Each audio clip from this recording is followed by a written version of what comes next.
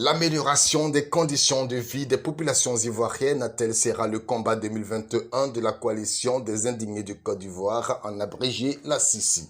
L'information a été donnée par le premier responsable de l'organisation, M. Samba David. C'était le lundi 28 décembre au Baron-Bar de Yopougon. Le coordonnateur national de la CICI a déploré dans une conférence de presse la cherté de la vie en général et particulièrement les coûts élevés des factures d'eau et d'électricité. Monsieur Douyoudikez, de son nom à l'état civil, a justifié cette surenchère par le nombre élevé des taxes inopportunes selon lui. La facture ivoirienne est chère, pourquoi?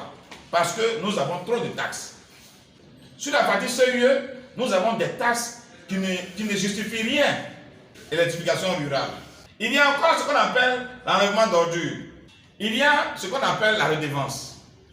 Sur les 2 500 000 consommateurs que nous sommes, quand on fait le point, ça nous fait 20 milliards dans l'année, 20 à 25 milliards dans l'année, que les Ivoiriens cotisent pour la redevance RTI. Mais ça sert à quoi? C'est une arnaque.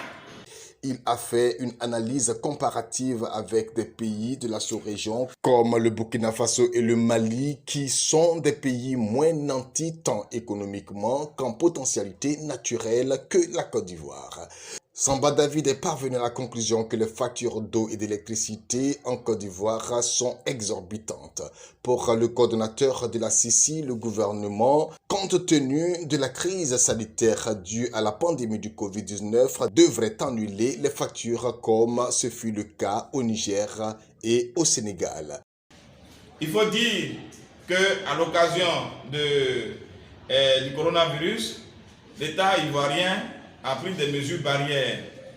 Au cours de cette mesure barrière, il y a eu le décalage des paiements des factures CIE et SODECI. Malheureusement, cela n'a pas résolu les problèmes des Ivoiriens, comme les pays moins nantis que nous l'ont fait. Je veux parler du Niger. À l'occasion du corona, le Niger a annulé des factures. Je vais parler aussi du Sénégal. Malheureusement, pour la Côte d'Ivoire, le chef de l'État n'a pas annulé les factures et il n'a fait que déplacer les problèmes. Donc les factures qui devaient être payées dans le mois d'avril ont été décalées pour le mois de juin.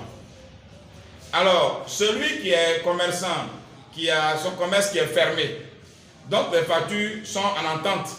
Quand on déplace, on dit qu'il faut payer ça 3 mois après, mais ça ne résout pas le problème. Parce que pendant ces 3 mois, il n'est pas d'activité.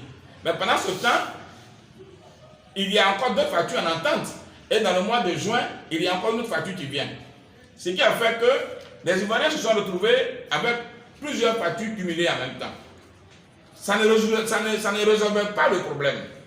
Et aujourd'hui, ce qui fait que presque chaque fin du mois, les Ivoiriens payent une facture. Ça contribue à alourdir comme on appelle, le coût de la vie. Il y a une lutte que nous devons mener. Il y a une lutte pour laquelle des coalitions même peuvent se créer. Il n'y a pas seulement des coalitions en ce qui concerne seulement les questions d'élection. Mais il y a une lutte à mener. La lutte des conditions, de l'amélioration de nos conditions de vie. Ça, c'est vraiment très important.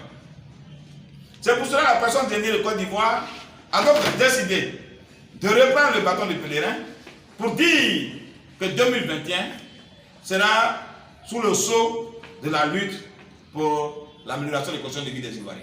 Rappelons que Samba David est un leader de la société civile. Son combat et celui de son organisation reste et demeure celui du bien-être social de la population et la restauration d'un état de droit.